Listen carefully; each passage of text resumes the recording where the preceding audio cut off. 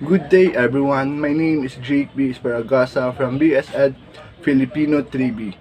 So today I will going to discuss about behaviorism. What is behaviorism? An attempt to make psychology more scientific by studying only external behavior. Behavior response of an organism to stimuli. Objective and observable. The study of how environmental stimuli bring out changes in people's behaviors. Behaviorists ignore what goes on inside our mind.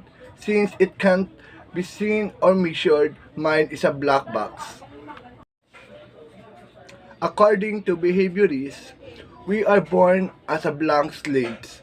Once the environment writes on vessels to pour knowledge into lumps of clay that can be shaped by one's environment.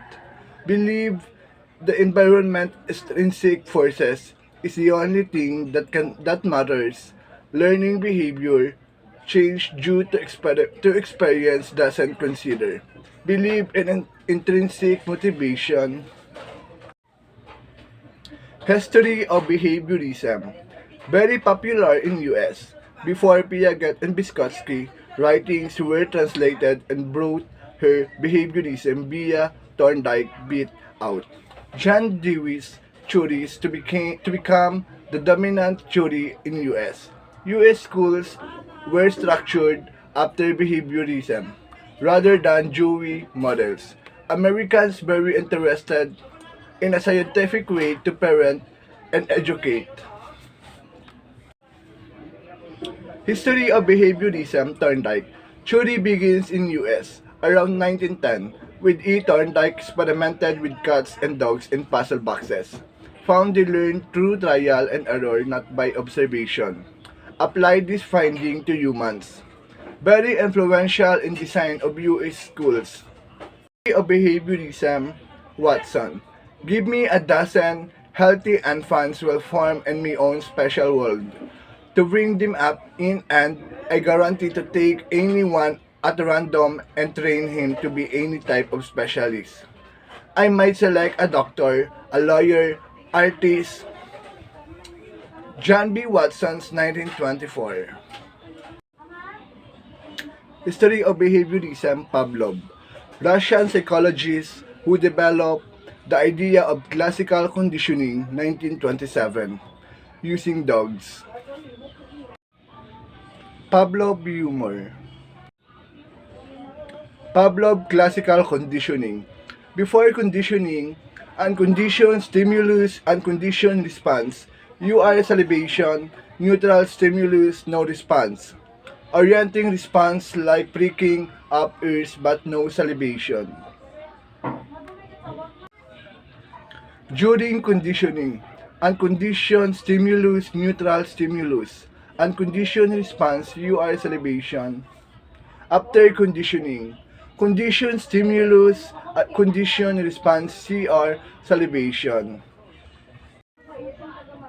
Classical conditioning explains learning of involuntary, emotional, and or psychological responses.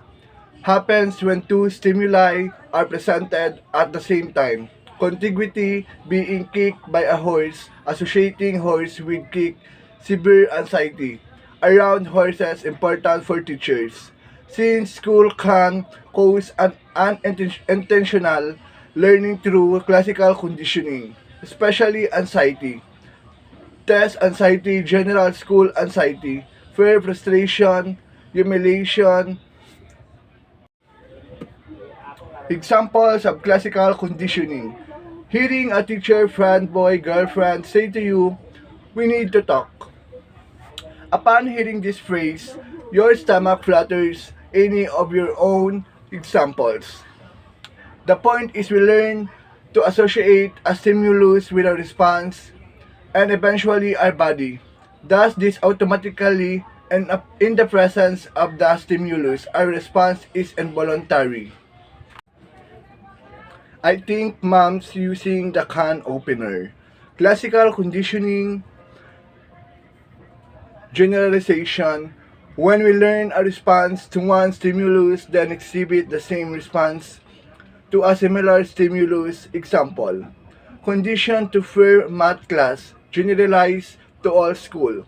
Extinction, gradual disappearance of an acquired response can happen naturally. Dog stops getting meat when music is played or can happen through some type of therapy. In the case of severe anxiety reactions, classical conditioning in the classroom. Playing soothing music, dimming the lights to calm and relax students, helping students associate school with good experiences. Unintentional classical conditioning, anxiety test math, public speaking, humiliation, fear, frustration. B.F. Skinner 1904-1990, American psychologist very influential from the 30s, 60s developed operant conditioning, instrumental conditioning famous for the Skinner box used with pigeons, and rats applied these findings to human learning. Interested in education, Skinner and Skinner box, Baby Skinner and Baby Tender. Skinner's operant conditioning belief behavior is sustained only by reinforcement or punishment, not free will conditioning, voluntary and controllable behavior, not the automatic psychological or emotional response of classical conditioning organisms, tend to repeat actions that are reinforced. Behavior can be shaped by reinforcement. Skinner's operant conditioning positive reinforcement, presence of pleasant stimulus. Negative reinforcement, absence of unpleasant stimulus. Behavior increases, punishment, presence of unpleasant stimulus or absence of a pleasant stimulus behavior decreases. Operant conditioning, teachers can deliberately use operant conditioning with their students. Training rewards for good behavior, punishment for bad. How someone reacts to our behaviors determines whether or not we continue the behavior. If we are reinforced for something, we will likely to do it again. We must see the reinforcer as desirable for it to be reinforcing, same for punishment. Consequences for behaviors. Positive reinforcement, you behave in a way that results in a reward, so you are more likely to repeat that behavior. Negative reinforcement, you behave in a way that results in the removal of something unpleasant, so you are more likely to repeat that behavior. Example, doing a paper early. In both cases, something happened that you saw a good and as a result you exhibited to the behavior more. Punishment consequence that follows a behavior resulting in you exhibiting the behavior less often in the future. Punishment can involve adding something, paying a fine, staying after school, or removing something you like, losing recess time, leaving your friends. In both cases, adding something or removing something, you perceive it as bad, and as a result, you exhibit the behavior less. Negative reinforcement and punishment. Negative reinforcement, something unpleasant, is removed, and as a result, you are more likely to do it again. You see this as good punishment, a consequence happens that you don't like, and you are less likely to do it again. The punishment can add something or take something away. You see this as bad. Shaping new behaviors, process of reinforcing a series of responses that increasingly resemble the desired final behavior. When desired behavior occurs rarely or not at all, we use shaping first reinforce any response that in some way resembles the desired behavior. Then one is that is closer. Think of animal training of the hyper kid who can stay in his seat. Do things in small steps. Contrasting classical and operant conditioning. In classical conditioning, the response is involuntary. In operant conditioning, the response is voluntary. In classical conditioning, two stimuli are paired, one that already elicites response, the other begins to elicit. Same response in operant conditioning, the stimulus comes after the response, students sits quickly, phrase follows. Behaviorism in education.